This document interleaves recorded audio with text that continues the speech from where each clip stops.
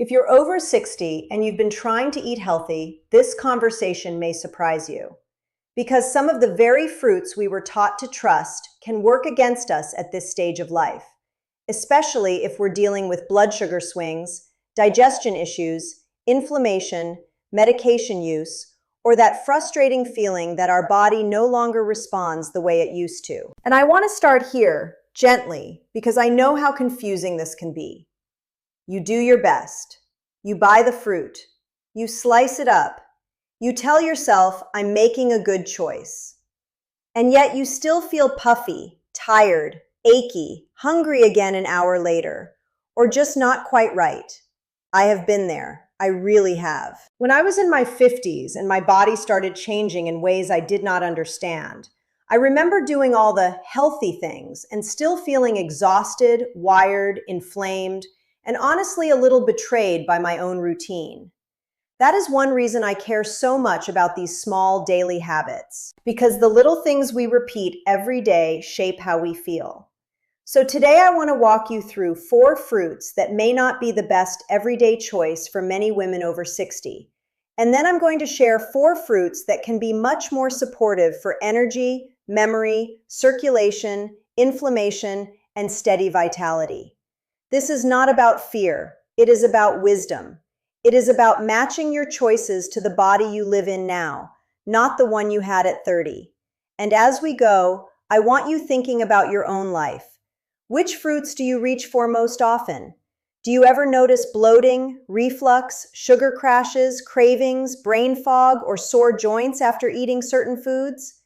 Sometimes your body has already been whispering the answer. Let's start with one that surprises a lot of people. Grapes look so innocent, don't they? They're sweet, refreshing, easy to grab, and they feel lighter than cookies or chips. But for many older adults, grapes can be one of those sneaky foods that seem harmless and still create a roller coaster in the body. They're very easy to overeat because they're small and convenient, and that means the natural sugars add up quickly. If your insulin response is not as efficient as it once was, and for many of us after 60 it isn't, that quick burst of sugar can leave you feeling shaky, hungry, foggy, or strangely drained later. I've seen women do this exact thing in the afternoon. They skip protein, grab a bowl of grapes, and then wonder why they're rummaging through the pantry an hour later. It is not a lack of willpower. It is often a blood sugar swing. There's another issue too. Conventionally grown grapes can carry a heavier pesticide load than many people realize. And while I'm not here to make anyone obsessive, I do think it matters what we expose our bodies to again and again over time, especially when our detox systems are not quite as resilient as they were decades ago. If you love grapes, I'm not saying you can never touch them. I'm saying be mindful. Think of them as an occasional fruit, a small portion, ideally paired with something that slows the sugar response, like nuts or yogurt. A better daily choice for many women is blueberries. I'll come back to those in a little bit because they are one of my absolute favorites. Now let's talk about pineapple. Pineapple has this bright, tropical reputation. It feels cheerful and healthy, and yes, it contains helpful compounds. But for some women over 60, especially those with reflux, sensitive stomachs, mouth irritation, or unstable blood sugar, pineapple can be a rough choice. It's acidic, and that acidity can be hard on a digestive system that is already more delicate than it used to be. If you struggle with heartburn, a burning throat, or indigestion, pineapple may be one of the foods quietly making that worse. It's also one of those fruits that can seem light and clean while still delivering sugar very quickly. So if you're eating it by itself, maybe at breakfast on an empty stomach, you may notice that energetic little lift followed by a slump. And one more thing I want you to remember. If you take medications, especially several, food interactions matter. They really do. Not every fruit is a problem, but this is why one-size-fits-all advice can be so frustrating in midlife and beyond. What works beautifully for one person may be irritating or destabilizing for another. If you enjoy something tropical and you want a gentler option, papaya is often easier on digestion. It tends to be softer, less harsh, and more forgiving for sensitive systems. That does not mean it's magical. It just may fit the body better. Now let's move to oranges. This one can feel almost wrong to question because oranges have been wrapped in a halo for so long. Vitamin C, immunity, freshness, health. But here is where context matters. For some women over 60, oranges are not the best daily habit. The acidity can be hard on teeth, especially if enamel has thinned over the years. If your teeth are more sensitive than they used to be, or your gums are not as robust, frequent acidic foods may be part of the story. They can also aggravate reflux and stomach discomfort in some people. And if you tend to drink orange juice rather than eat the whole fruit, now you've removed some of the fiber and made the sugar hit even faster. That can be a real problem if you're already dealing with energy crashes, cravings, or prediabetes. This is where I want to offer a loving reminder. Sometimes we hold on to foods because they symbolize health, not because they actually make us feel good. And part of aging well is being willing to tell the truth. This sounds healthy, but my body does not love it.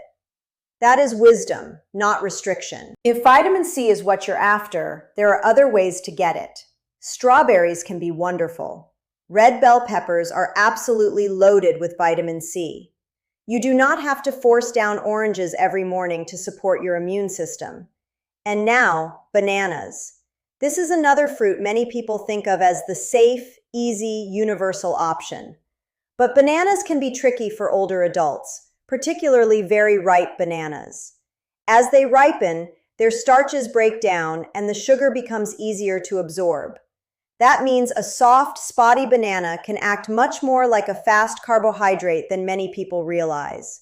If you eat it alone, especially when you're already undernourished in protein, you may notice fatigue, sleepiness, cravings, or that strange empty feeling even though you just ate. For some people, bananas can also slow digestion, and if you're already struggling with constipation, bloating, or sluggish bowels, that matters. After 60, digestion often needs more support, not more traffic jams. Again, I'm not here to make bananas the villain of the century. I'm asking you to notice. If you eat them and feel wonderful, fine. But if you've been relying on them every day while also feeling tired, puffy, constipated, or blood sugar wobbly, it may be time to experiment. Now here is the hopeful part. Once we stop leaning so heavily on fruits that may not suit us, we can make room for fruits that truly support us. The first one I want to highlight is pomegranate. Pomegranate is one of those fruits that feels almost regal to me. Those jewel-like seeds are rich in protective compounds that support circulation, cellular health, and resilience. For women over 60, that matters so much. We care about blood flow to the brain. We care about the heart.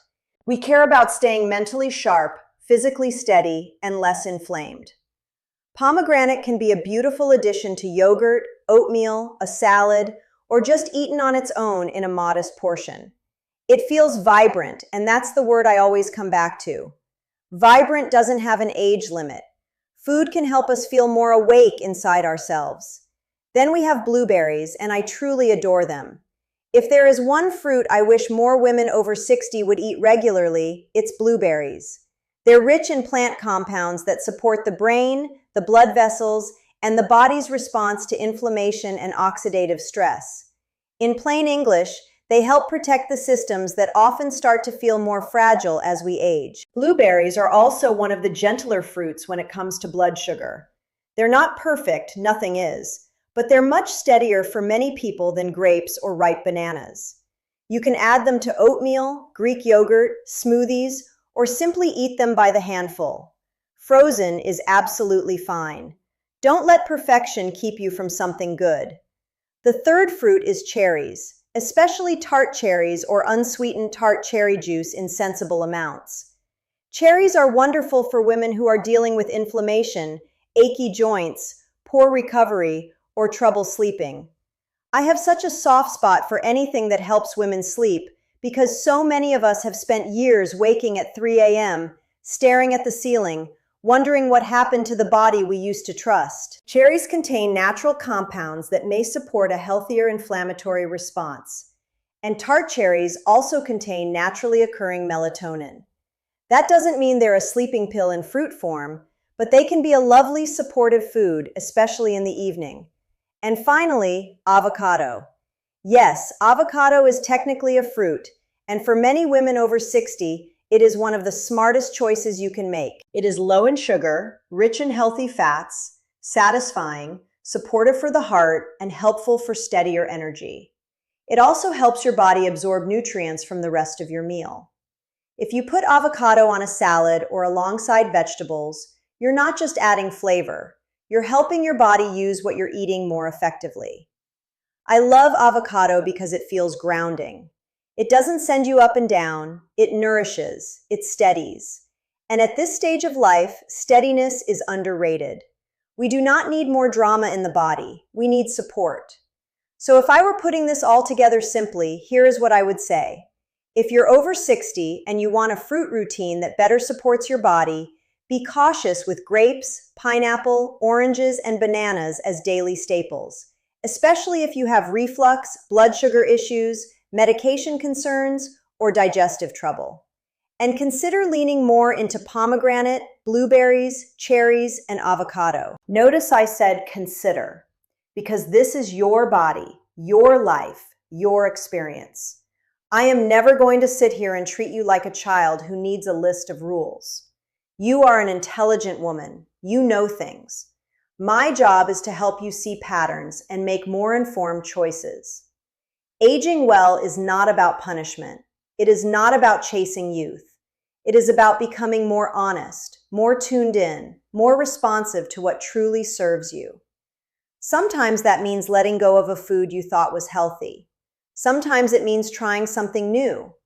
Sometimes it means admitting that the thing everyone swears by has never actually made you feel good. And I want to say something else, especially to the women who feel discouraged by how much their body has changed. You are not failing because your body has different needs now. You are not weak because the old habits no longer work. You are not imagining it. This season requires a different kind of care. You have spent your whole life caring for others. It is time to care for yourself with that same devotion. So the next time you reach into your kitchen for fruit, pause for a moment. Ask yourself, how do I usually feel after this? Energized, calm, nourished, or foggy, hungry, inflamed, and off balance?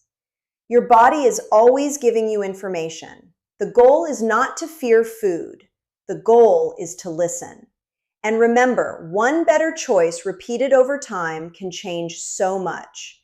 A handful of blueberries instead of grapes, half an avocado instead of a banana, cherries in the evening instead of something sugary and processed. Small shifts, real impact. Age is just the beginning. Vibrant does not have an age limit. And the way you nourish yourself now can help shape not just how long you live, but how fully you live. So take what serves you from today, leave what doesn't, and most of all, stay curious about your own body. Because that curiosity, that willingness to learn and adapt, is one of the most powerful forms of self-respect I know.